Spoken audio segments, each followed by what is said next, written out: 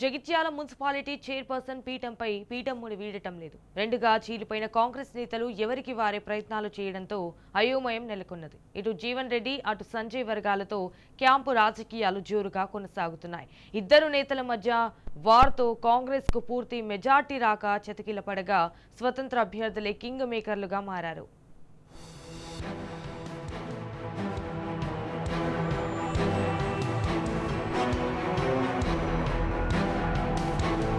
MLC Jeevan Reddy, ఫిరాయింపు MLA doctor Sanjay మధ్య వారితో జగిత్యాల మున్సిపల్ రాజకీయం రాష్ట్ర వ్యాప్తంగా హాట్ టాపిక్ అయింది.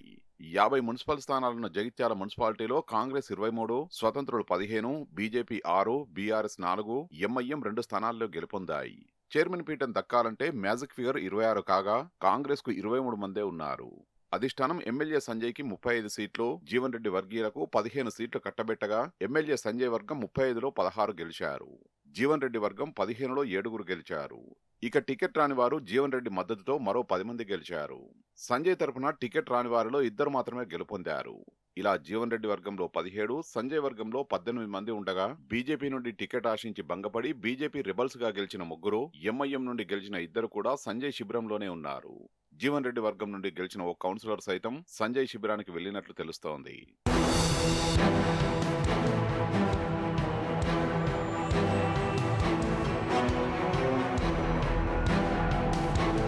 ఇదిలా ఉండగా 2 వర్గాల నుండి ఇద్దరిద్దరు చొప్పున 4 చైర్మన్ పీఠం ఆశిస్తున్నారు. జెండా మోసిన కార్యకర్తలకే చైర్మన్ పీఠం కట్టబెట్టాలని జీవన్ రెడ్డి అంటుండగా మెజారిటీ సభ్యుల్ని సూచించి ఆయన వర్గానికే చైర్మన్ సీటు కావాలని గట్టి ప్రయత్నాలు చేస్తున్నాడు సంజయ్. ఇద్దరు నేతల మధ్య సఖ్యత కోసం రంగంలోకి దిగిన మంత్రి అడ్లూరి లక్ష్మణ్ కుమార్ అటు జీవన్ రెడ్డిని ఇటు సంజయ్ని కలిసి చైర్మన్ అభ్యర్థుల పేర్లను అధిష్టానానికి పంపినట్టు తెలిసింది. ప్రస్తుతం సంజయ్ వర్గంలో 25 మంది ఉండగా ఎక్స్ అఫీషియో ఓటుతో ఎమ్మెల్యే ధీమాగా ఉన్నారు. జీవన్ రెడ్డి సైతం అటు బీఆర్ఎస్, బీజేపీ అభ్యర్థుల్ని కలుపుకుంటే తాను పీఠం కైవసం చేసుకుంటామనే ధీమాతో ఉన్నారు.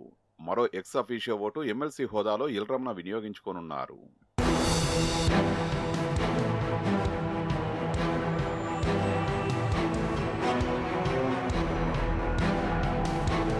ఇక జగిత్యాల నియోజకవర్గంలోని రాయికల్ మున్సిపాలిటీలోనూ పూర్తి మెజారిటీ దక్కించుకోలేకపోయింది కాంగ్రెస్ పార్టీ.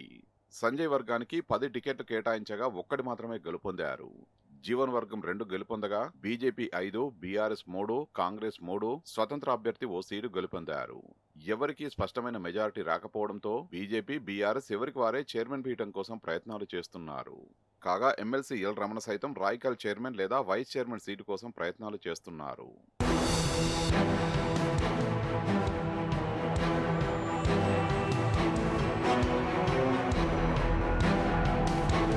కోరుట్ల నియోజకవర్గంలోని మెట్పల్లి మున్సిపాలిటీలో 26 స్థానాలకు గాను బీజేపీ 10 గెలవగా మరో 4 అవసరం ఉంది.